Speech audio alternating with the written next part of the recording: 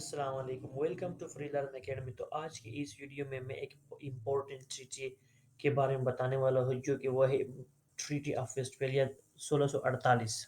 ٹھیک ہے، treaty of ویسٹفیلیا کیا ہے، ان کا امپیکٹ ماڈرن اسٹیٹ سسٹم پہ کیا ہے، اس میں کیا ہو چکا تھا، یہ کیوں ہوا تھا، اور اس کے کریکٹرسٹکس کیا تھے۔ ٹریٹی آف ویسٹفیلیا 1648 17ویں صدی عیسوی کے آغاز میں پہلے دہائی میں یورپ میں مختلف ممالک کے درمیان ایک جنگوں کا ایک سیریز شروع ہو چکا تھا، جو کہ اس کو 30 ایئرز وار کہتے ہیں، جس میں France, Spain, Sweden, Bavaria, Netherland, Denmark, مختلف سینٹرل یورپین کے کنٹری، مختلف ممالک کے درمیان جنگ شروع ہوئی تھی۔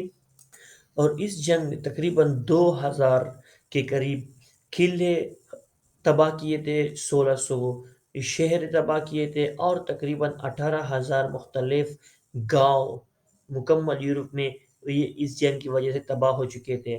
اور اسی دوران تقریباً 50% آبادی رورل ایریا میں، دیہاتی علاقوں میں یورپ میں ختم ہو چکی تھی، ڈکلائن ہو چکی تھی، اور جو اربن ریجن تھا، جو شہری آبادی تھی، وہاں پر تقریباً 30% لوگوں کا ڈکلائن ہوا تھا۔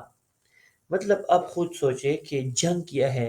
دی ایبسنس آف پیس کو ہم وار کہتے ہیں۔ وار یہ ہوتے ہیں جب دو بندے، دو ممالک یا دو آبجیکٹ ایک دوسرے کے ساتھ آمنے سامنے فرنٹ پہ وہ فائٹ کرتے ہیں، تو اس کو جنگ کہتے ہیں۔ اور جنگ کے کافی نقصانات ہیں۔ پہلے سب سے بڑا نقصان یہ ہے کہ جنگ کی وجہ سے معیشت تباہ ہوتی ہے، اس کے ساتھ انسان تباہ ہوتا ہے، جان تباہ ہوتا ہے۔ ٹھیک ہے، تو اب یہ دیکھیے جو 30 ایئرز وار تھا، 30 ایئرز 30 سالوں تک جو ایک لمبا طویل جنگ ہوا تھا، تو اس میں کتنے لوگ ضائع ہو گئے تھے، اور کتنے گھر تباہ ہوئے تھے، کتنے شہر تباہ ہوئے تھے، کتنے گاؤں تباہ ہوئے تھے۔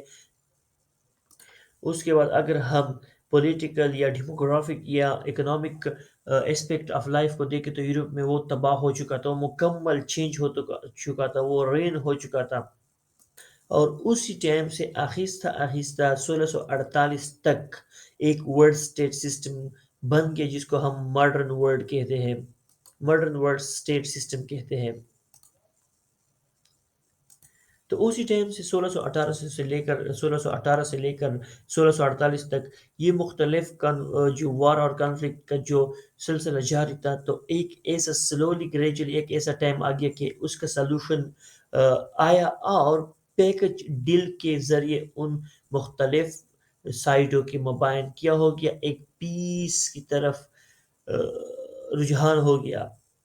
1648 میں 1648 میں نردرن جرمنی میں ویسٹفیلیا کے مقام پر دو سٹیز کے درمیان ایک ایگریمنٹ ہوتا ہے۔ دونوں سٹیز کے سے ڈیلیگیشن آتے ہیں، ایک کا نام تھا اوسنبرگ اور دوسرے کا نام تھا مانسٹر۔ تو وہ دونوں پیس ٹریٹی میں کیا ہوتے ہیں، نیگوشیٹ کرتے ہیں، تو اس کا جو فائنل ایگریمنٹ ہوتا ہے نا، تو اس کو ٹریٹی آف ویسٹفیلیا کہتے ہیں، یا پیس آف ویسٹفیلیا، پیس ٹریٹی آف ویسٹفیلیا یا پیس آف ویسٹفیلیا۔ اور اس ٹریٹی کا جو سب سے امپورٹنٹ اور بڑا کنسیکوینس تھا، وہ ڈویژن آف پاور تھا۔ یورپ میں جتنے ممالک تھے، نیشن سٹیٹ بن گئے، چھوٹے چھوٹے سٹیٹ بن گئے، ماڈرن سٹیٹ سسٹم بن گیا یورپ میں، اور ڈویژن آف پاور ہو گیا۔ ایسا نہیں تھا کہ ایک بندے کے ساتھ ساتھ 8-10 ممالک ہوتے تھے، بس باؤنڈری لائن ڈیمارکیشن ہو گیا، امپائر کا سسٹم ختم ہو گیا، سٹیٹ کا سسٹم آ گیا۔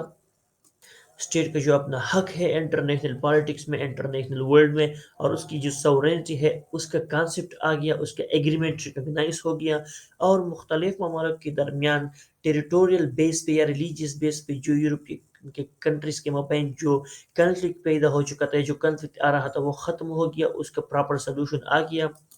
اور اس ٹریٹی کا جو سب سے بڑا کنسیکوینس ہے، وہ کیا ہے، سسٹم آف سٹیٹس ہے۔ اس کے بعد ڈپلومیٹک ریلیشن مختلف ممالک کے درمیان ڈیویلپ ہو چکے، جو کہ آج تک پریزنٹ ڈے تک اس کا امپیکٹ تھوڑا یا زیادہ ہے۔